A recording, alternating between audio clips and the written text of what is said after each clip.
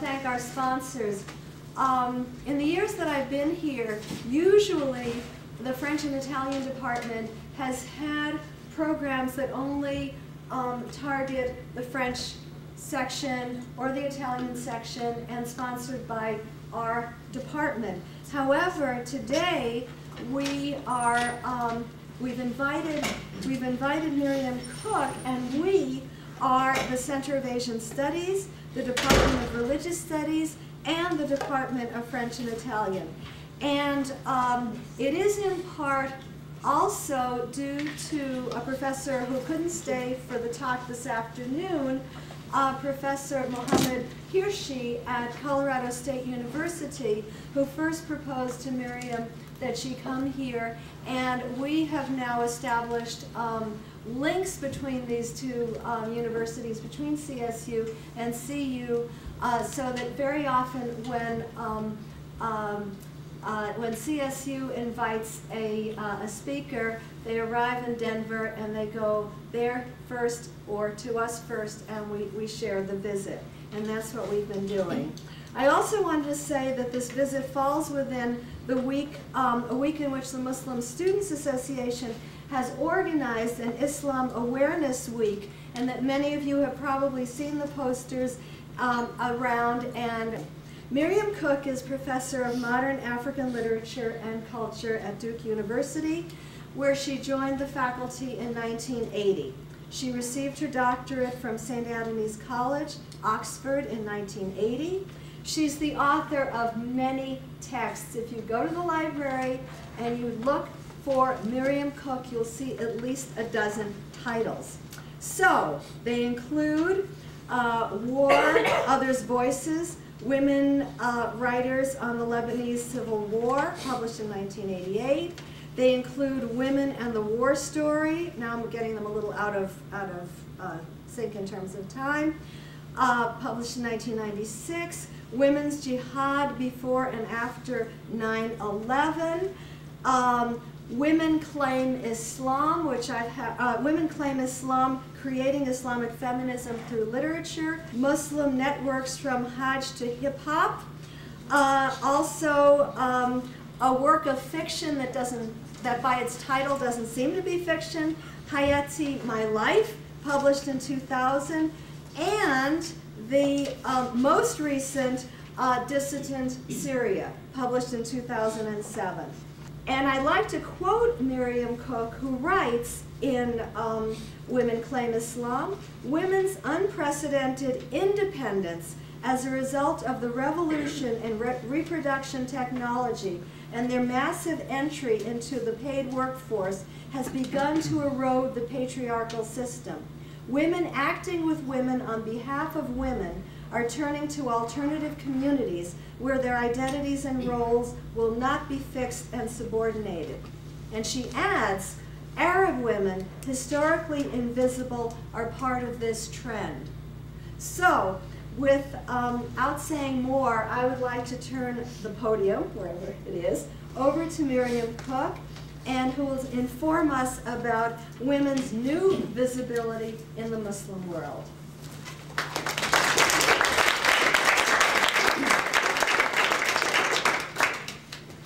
Thank you very much, Mimi, for this kind introduction, and thank you so much for inviting me to Boulder.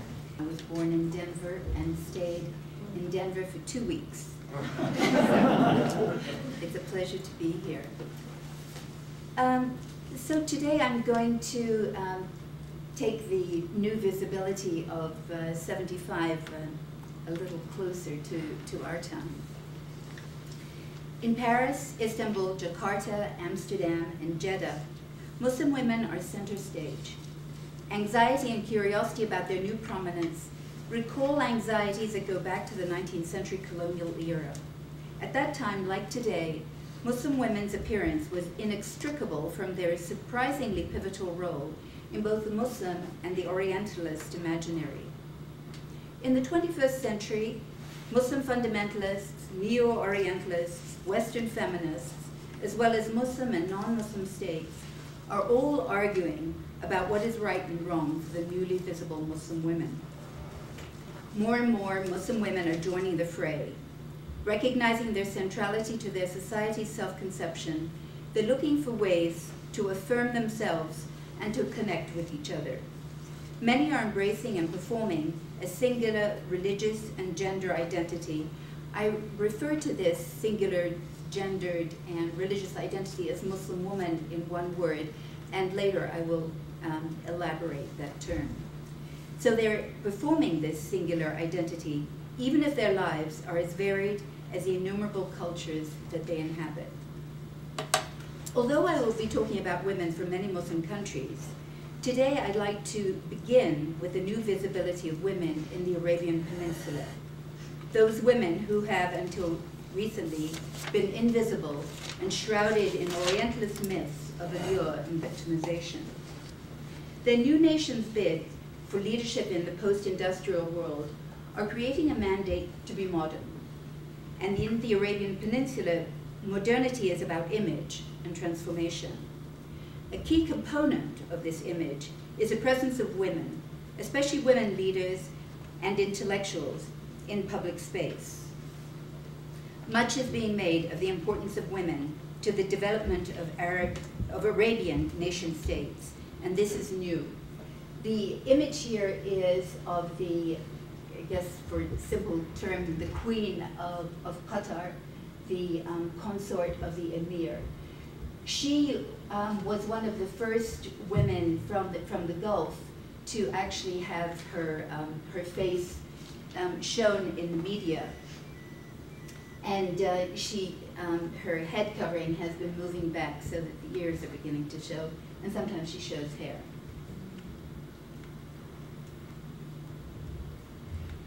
She has been an enormously powerful force behind the swift modernization of the country and the empowerment of its women, especially in higher education. And I was surprised to find when I was in Qatar, when I was first in Qatar, I've been going back there quite a lot in the past 5 years, that Qatar University has, and Qatar University is men and women. Its president is a woman. The provost is a woman. The dean of arts and sciences is a woman. She, in fact, is the daughter of Sheikh al-Qaradawi. For some of you, that will be a name that you recognize. He is one of the best known religious authorities in the Arab world. And his daughter, Siham al-Qaradawi, is the dean of arts and sciences. And perhaps most controversial of all, the dean of the College of Islamic Law, the Kulliyat al-Sharia, is a woman. That was very controversial when she was appointed in 2002, I think it was. The history of women writers provides a prism on women's roles and representations in the peninsula over the past 30 years. While Arab women like Nawala Saadawi and Ghada Saman had been writing since the 1960s, Peninsula women did not have formal access to education until the 1960s. So here, I thought I would try and show you some of the faces of these Arab women, just so that you get a little bit of a sense of what's been going on. Nawala Saadawi is an Egyptian activist, started her life as a physician, actually as a psychiatrist. Her first book was published in the 1950s. She was born in 1930. And under Sadat, she was imprisoned for a few months. And this was her memoir from a women's prison. 1983 is going to be relevant in a minute because I'm talking about my first visit to Saudi Arabia in 1983. Ghada Saman, horrible picture, sorry, but it was the best I could get off the net. A woman who had a lot of visibility in the Gulf. And when I went there in 1983, and I was on a lecture tour, I wanted to meet with women writers. I was told that there weren't any.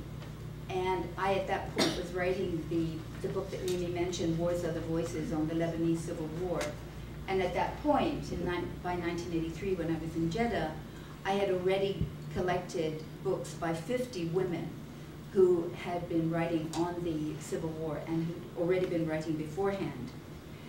And so I was convinced that when I went to Saudi Arabia, even though people had told me, oh, there are no women writers, I was sure they were wrong. In fact, the only writers that I was able to track down, and subsequently, so this is 25 years later, it is pretty clear that the only writers at that time were journalists. And there was a group of women that I met with in Riyadh. They called themselves muharrirat. For those of you who know Arabic, muharrir has a double meaning. It means to edit, and it means to liberate. And these women who were working for the Riyadh newspaper called themselves muharrirat, even though they weren't editors. And they were very, very aware of the kind of role that they should play in their society. But at the time, women were very much out of the public eye. The place where these women were working was in a separate section of the Riyadh newspaper, very, very far away from the main office. When I went and knocked on the door, somebody looked through, a hole, and then I was allowed in through a gap because they were so concerned about not being seen. And of course, there were absolutely no images of these women. When I left, I got to know some of them, like Khairia Saqaf and Munira Al-Ghadir. I got to know them pretty well. And before I left, even though they knew that I was writing about Ghada Saman, they absolutely insisted that I take a copy of one of her collections of short stories. I didn't come back till 1999 when I was invited to give the keynote address at the first Saudi Women Writers Conference. And it was remarkable what had happened in that short period. So between 1983 and 99, so in a mere 16 years, there was a whole new generation of women who were writing. So they came to Jeddah from Mecca even, and most of them were in their 30s, 20s, and 30s, and beginning to be published, and a few of them to be translated. Peninsula women's literature, so when I talk about the Peninsula, I'm talking about the Gulf states as well as Saudi Arabia. Peninsula women's literature has long been concerned with social turmoil, the rapid transition from a generally poor, nomadic, monocultural, tribal lifestyle to an oil-wealthy, sedentary, urbanized, multicultural way of living has produced a deep sense of alienation, aggravated by the persistence and in some cases the resurgence of tribal norms and values. And what I am seeing happening, particularly in the last 10 years in these women's writings, is something that I'm calling and trying to develop tribal modernity, a kind of modernity that brings together an imagined past, and I don't have time to talk very much about this invented past, but would be happy to if people are interested later. So they're bringing together this imagined past with an anticipated future. In coining the term tribal modernity, I'm not trying to imagine yet another culturally specific modernity, but only to elaborate a narrative category. This is Fred Jameson's term for modernity. A narrative category that elaborates a kind of high-tech primordialism. Another term I've stolen, this time from Arjuna Padarai. Tribal modernity makes sense of the material, epistemological, socioeconomic, and political revolution of the past 2 decades in the Peninsula. It connects these developments to what is happening in the rest of the world while holding on to the tribal understraight. Tribal modernity, I think you can think of it as a kind of contact zone that may be that miracle the Saudi writer Raja Alam invokes, where when she talks about this imagined world, where the old world and the new are as tight together as lovers.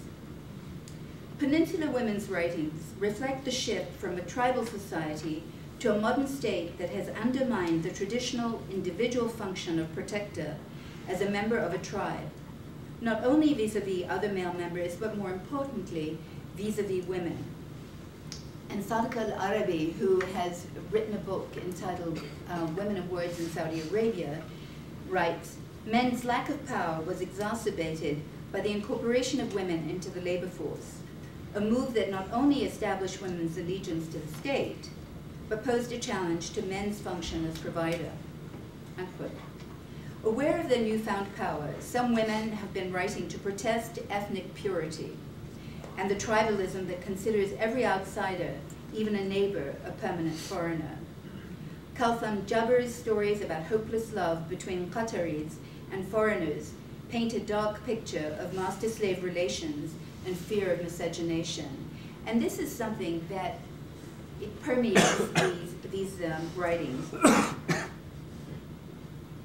So that when people look at, for example, GCC studies or studies of Saudi Arabia, there's almost an absolute split between those who are from the Arabs and those who've come from the outside.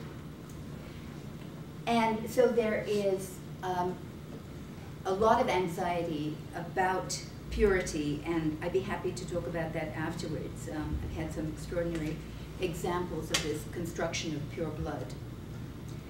Paranoia about contamination came to a head in the 1990 invasion of Kuwait. In '95, I'd spent a week in Kuwait at the invitation of Layla al-Othman, who is Kuwait's leading woman writer, but also considered by some to be, if not the best-known, best writer from the Peninsula, at least one of the most important. The entire literary community was still reeling from the disastrous Iraqi invasion 5 years earlier and the ensuing Gulf War. They were still talking about the fat red flies and the stink that these strangers brought.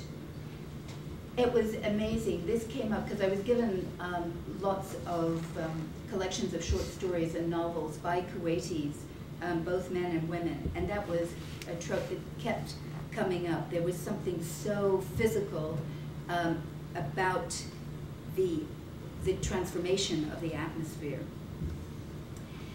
It was during the 1990s that the Peninsula states took off as power nodes in the global financial networks, and women assumed an important symbolic role.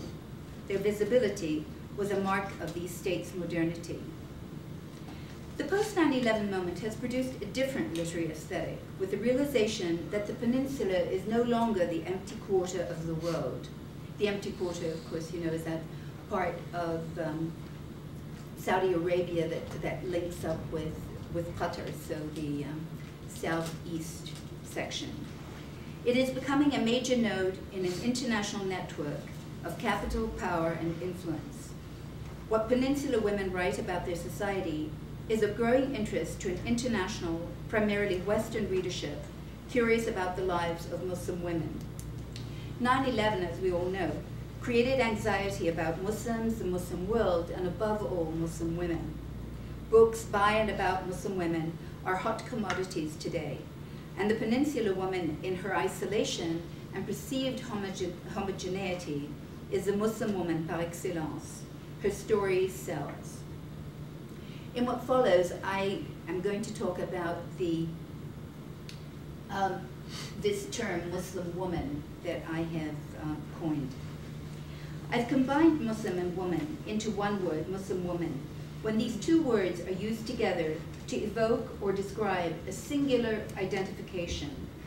The Muslim woman is both a noun and an adjective that refers to an imposed identification the individual may, and very often, usually, does not choose for herself. So as I write there, it is not a description of a reality, but rather the ascription of a label that reduces all diversity to a single image. In creating this neologism, I'm following Islamicist Sherman Jackson's use of the term Black American that connects race and citizenship, and womanist theologian Joan Martin's Black woman that links race and gender. And it seems to me in this new climate that we're in that the veil, real or imagined, functions like race, a marker of essential difference that Muslim women today find very difficult to escape.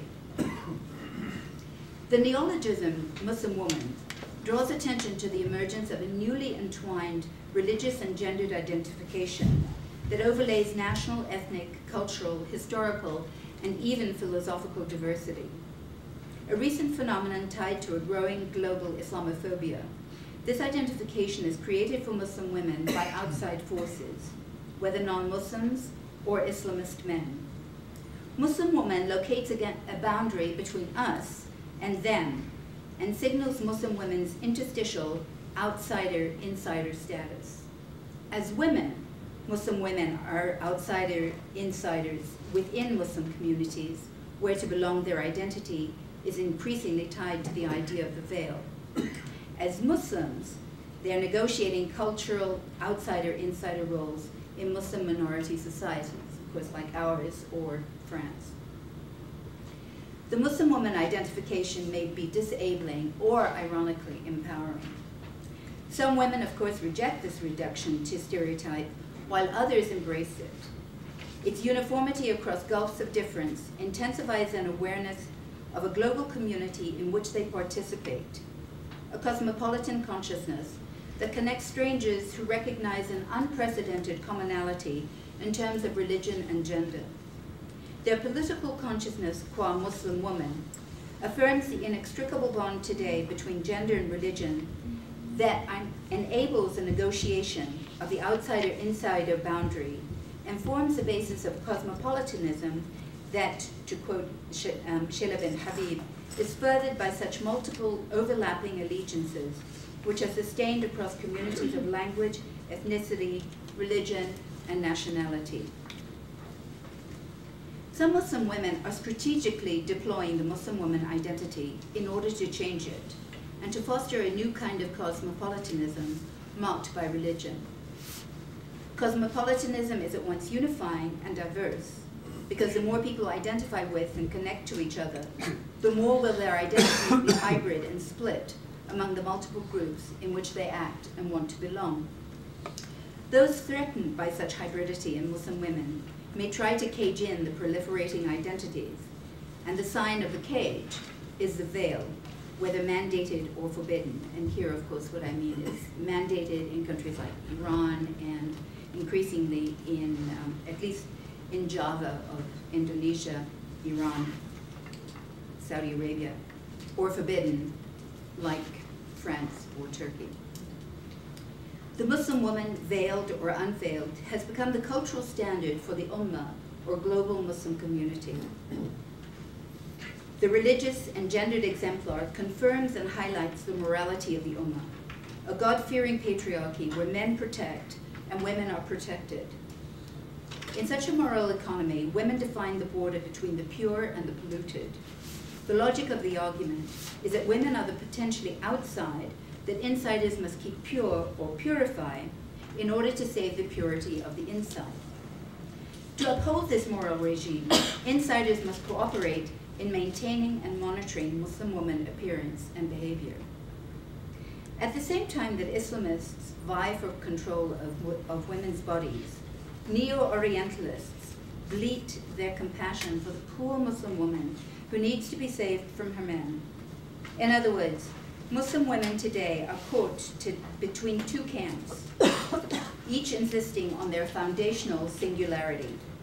Under westernized and essential, usually negative, Islam is encoded by the oppressed Muslim woman. In Muslim societies under threat from non-Muslims, the Muslim woman represents an equally essential, but this time, of course, positive Islam.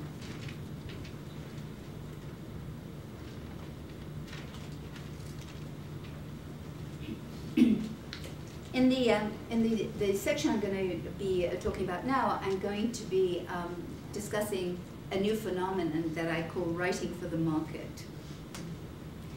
Some Muslim women have started to write for this voyeuristic audience, in other words, the Western audience that I was talking about, unveiling the dark side of their life in a Muslim society. Somali-born Dutch politician Ayaan Hirsi Ali with Infidel. Who's read Infidel? Good, yes, like, for those who didn't see it. Sudanese American Kola Booth, anyone read any of her stuff? Oh dear, you are an expert. Canadian Irshad Manji. You are an expert. You want to? And Iranian Azar Nafisi, reading Lolita in Tehran.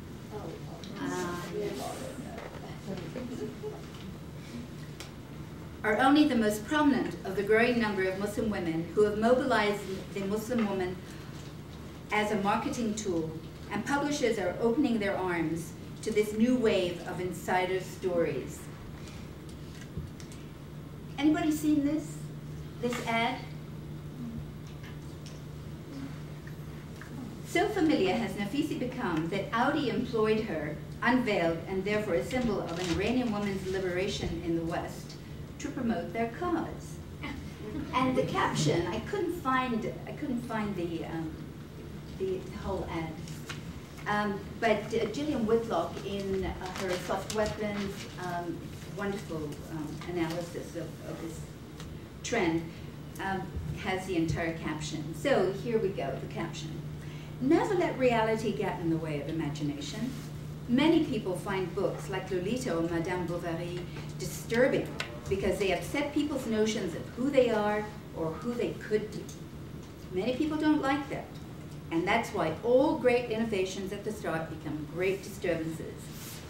It's only later on that we act as if they have habitually been there. But I, as Nafisi, look around me and I see a telephone or a car or an airplane, as though that was something new for an Iranian woman, and I think, my God, how much imagination has gone into any of these instruments? Concern about the poor Muslim woman has given rise to another disturbing phenomenon, the hoax testimonial, that sensationalizes abuses women are said to suffer in Muslim societies. The case, who's read, have you read? No? Well. Anyone read it? It's, this is, did I write it? Yeah, it's Forbidden Love. The case of Norma Khouri's Forbidden Love has attracted enormous attention, and most recently was turned into a documentary entitled Forbidden Lies. It's a documentary that's just come out that I would really recommend that you try and see. It's really, really well done. No, no. You see, there's a whole genre. I mean, I could have done my entire talk on that this. one. No, she claimed to be Jordanian. I mean, she was born in Jordan, and she left when she was 3 years old. She actually lives in America, and so she was claiming to write on behalf of her beloved friend, who was her neighbor, in Amman. And then it turned out, well, maybe it wasn't Amman, maybe it was, you know, somewhere else. Anyway, the film follows her around where she keeps on saying, well, actually I was trying to cover up her identity for her. So, claiming to write on behalf of her beloved friend who was killed because she'd fallen in love with a Christian, Khouri wove a wild tale of conspiracy and violence. She was soon unveiled as an American who'd made up a story, but she still insisted on the importance of the cause that overrode all concern about whether this particular case was absolutely true or not. Was it not essential, after all, that Muslim tolerance of honor killing be denounced? Now, this is a whole issue which we may want to discuss later, and that is the whole issue of the testimonial. The testimonial, which is this sacred act of remembrance, and it has a sort of legal force to it. I'm telling you the truth because I want something to be done about it. Rigoberto Menchú, I want something to be done about what's going on in Guatemala. And of course, at the point that the testimonial is revealed to be false, it becomes in some ways an act, a sacrilegious act. And you know, beyond God talk, what we have here is also the radical damage that is done to the campaign within the country. Because you may have heard Queen Noor the wife of King Hussein of Jordan, had for long been involved in a campaign to try to deal with honor killings. And of course, the fact that she was trying to deal with honor killings then gave it lots of prominence, which allowed people to say, well, of course, it's a particular problem in Jordan. Well, of course it's not. It's a problem all over the world. Crime de passion in French, domestic violence in America. So that also, the involvement of Western feminism in local women's issues is something that we might also want to talk about. Whereas Muslim and especially Arab women's writings used to be dismissed because women could only write their lives and their lives were not interesting enough to be written. That was what I was told when I wrote my book, Wars, Other Voices. Why are you spending all your time on these women? Today, the Muslim woman's story is worth its weight in gold. The more covered the Muslim woman, the more publishable her life. It is enough to be born Muslim for an astute woman to be able to capitalize on this newly lucrative identity. These stories elaborate the perceived singularity of the Muslim woman identification, even while their authors present themselves as the exception that proves the rule. I am a Muslim woman, therefore I know the Muslim woman. Saudi Raja Abdallah Asana has joined this band of native informants with inside scoop on the horrors of Islam for women inside Saudi Arabia. She made up a book of blogs, Banat Riyadh, the Girls of Riyadh, that just came out in, I think last summer, reveling in the imagined reactions such a blog might have had. Oh, did you read it? Not yet. Anyone read it? I don't read books with elaborate girls. Right. Friends' lives were opened up for universal inspection.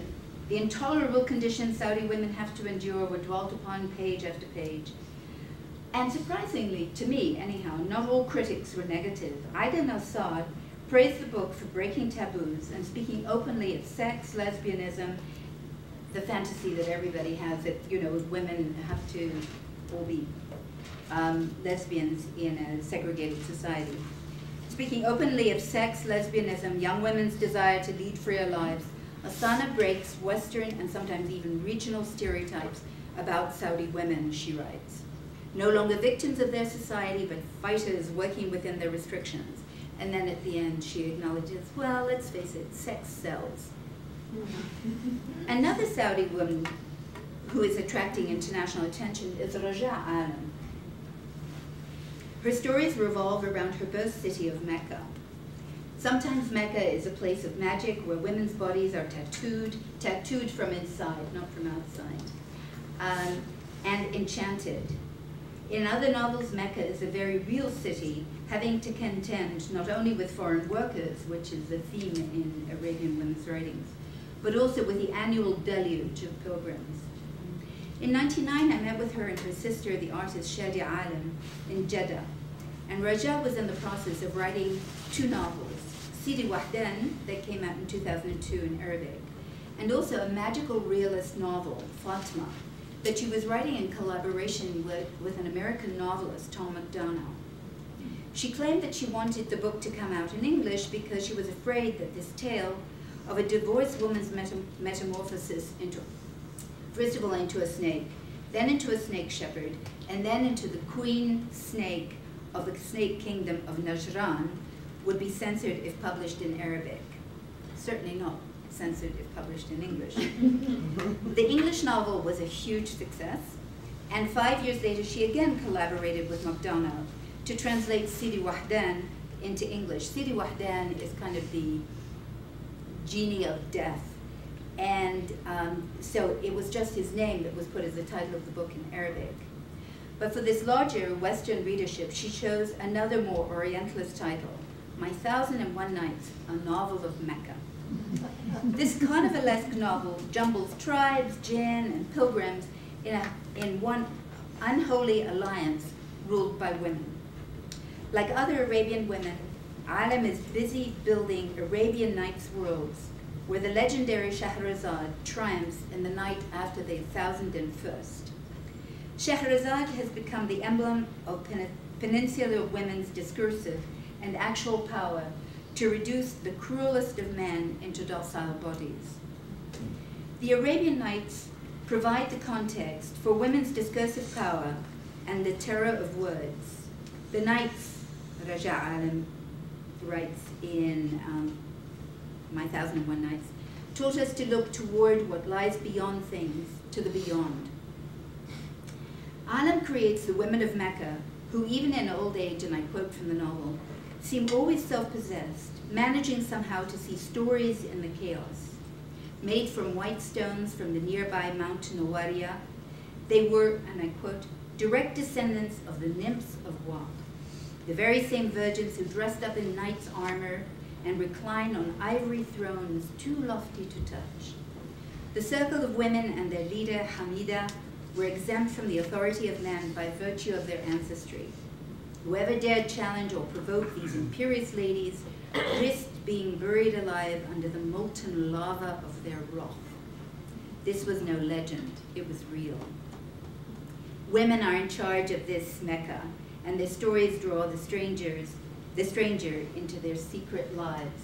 I thought you might like to see, these are like the tattoos, but Ola Hijazi, you might know more. Do you know her? I don't either, but I have a book of her paintings, and these are kind of tattoo marks, but this is an oil.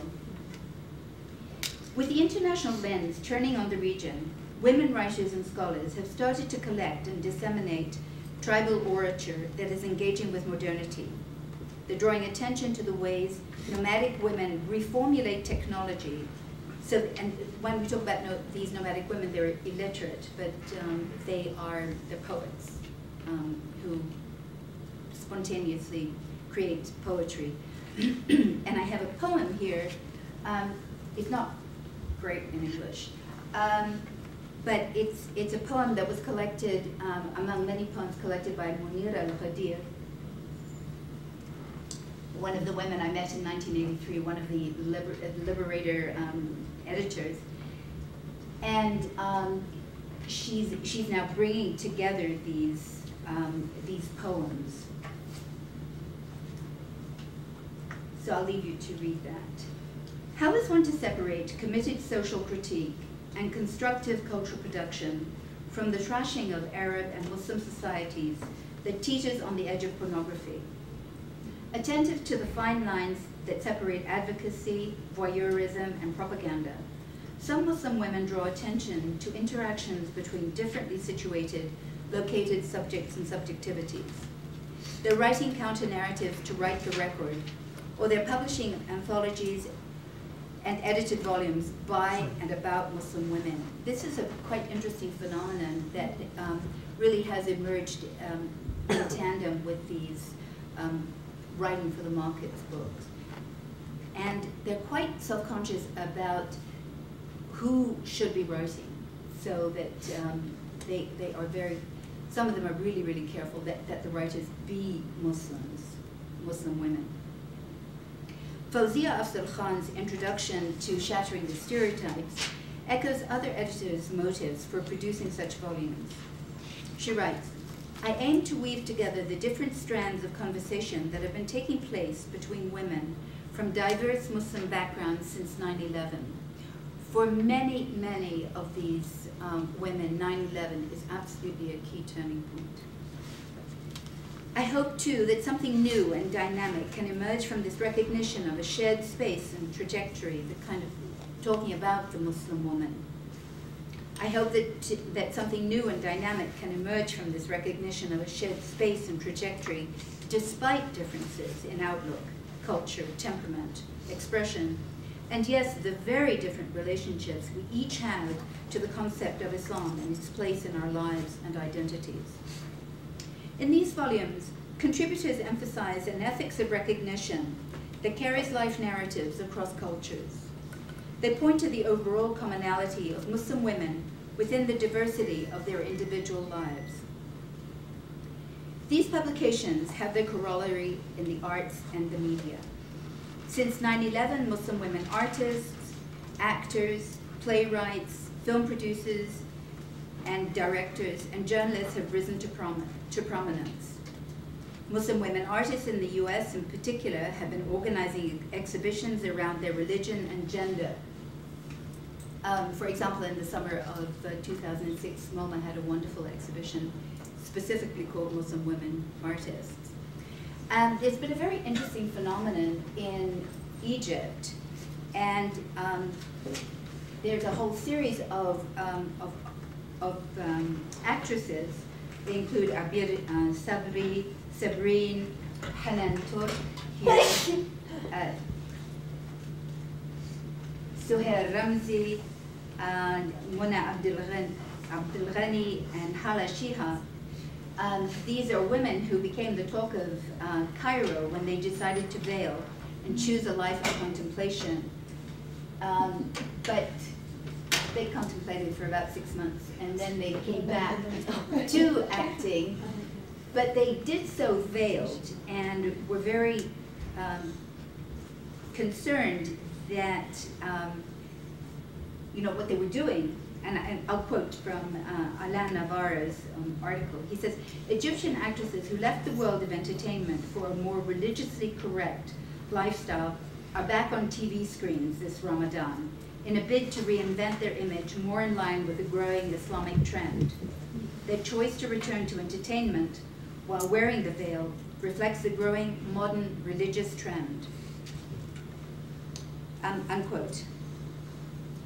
Some Muslim women journalists also have become very prominent, and some have a specifically feminist agenda, and some don't. Zanan is anyone heard of Zanan, the Iranian, they actually refer to themselves as Islamic feminists, and very clear about the fact that by using the term feminist, they are invoking a Western ideology and practice, and they say they're okay with that because they're okay with the trajectory of Western feminism. That's very, very much not the Arab case. It might be something that would be interesting to discuss. They were just closed down about a month ago, so there's a protest going on to open them up again. Like Zanan, some Iranian e-zines like Badjans and the California-based Iran Docht are concerned to increase the visibility of alternative feminine voices and deconstruct stereotypes in Iran and the West about the dominant images of passivity and victimization. Sharia activism is another arena where women have sharpened the rhetoric against misogynist Islamic institutions and the practices shaped by men. Their feminist interpretations are changing traditional understandings of what it means to be a Muslim woman, and in the process they're expanding the public space for rethinking Islam and negotiating the exchange of sacred meanings. They're deploying a discourse that affirms the rights of the individual to dignity, equity, bodily inviolability and freedom, and the responsibilities of citizens to respond compassionately. The war on terror and the information revolution have created a new cultural climate with serious implications for Muslim women around the globe. They're now able to communicate experiences that before they might not even have been able to publish, let alone share with a global audience. Women are talking back to those who seek to silence and marginalize their voices, and their words are being heard. The virtual space of the internet is allowing for an unprecedented anonymity that challenges and overcomes the former namelessness and voicelessness of many Muslim women. And in conclusion, I just want to turn to the Islamic blogosphere that has provided a new space for women's words that before the mid-90s were at best published by small presses, at worst doomed to drawers. From Palestine to Iraq and Iran, Muslim women are sending dispatches from their home front. Articulate and fluent in English. Who's read like that, Bernie? Read it. It's great. Sounds as though I'm here endorsing books. I don't get any royalties from these. Yeah. Articulate and fluent in English, the Iraqi kept us abreast of her reactions to the first years of the US occupation of her country. The blog and its ripple effects open up the possibility for examining issues that may never have before have been exposed to public scrutiny.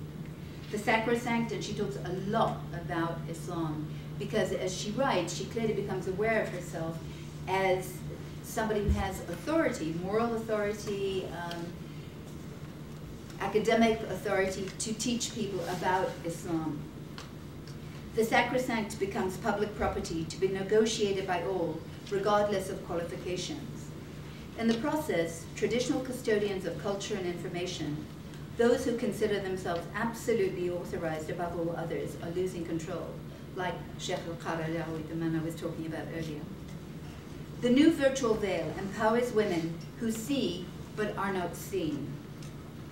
So I elsewhere have referred to the internet as a virtual veil. They speak and engage others without their interlocutors knowing who they are. Muslim women today are functioning in terms of a new complex primary identity, Muslim woman. The change is connected with 9/11 as an axial moment, the globalized political, cultural, and economic conditions that enabled it, the rampant Islamophobia that followed it, and the increasingly interconnected world it has engendered. The fact that women who cover their faces are coming to be seen in many different ways as victims in Afghanistan, as disturbers of the peace, l'affaire du foulard, in France, in Europe and Turkey, as dangerous suicide bombers in Palestine and Chechnya, and as powerful, Shireen Ebadi, the first Muslim woman ever to get a Nobel Prize, and she, of course, in 2003 got it for the Peace Prize. And of course, Sheikh Hamoza, the Qasri leader that I mentioned in the beginning. This variety in Muslim women is a first step in the deconstruction of the Muslim woman. Transnational, transmodern connections are daily forged and reinforced as Muslim women become increasingly integrated into the cosmopolitan fabric of public life across the globe. These new networks blur the geographic, national, religious, and ideological boundaries that used to be so clear-cut. Muslim women are today's new cosmopolitans, and those who care about their newly visible communities are opening up a moral conversation about human dignity, universal respect, and how to construct a global community that will be inclusive and will be committed to peace and justice for all.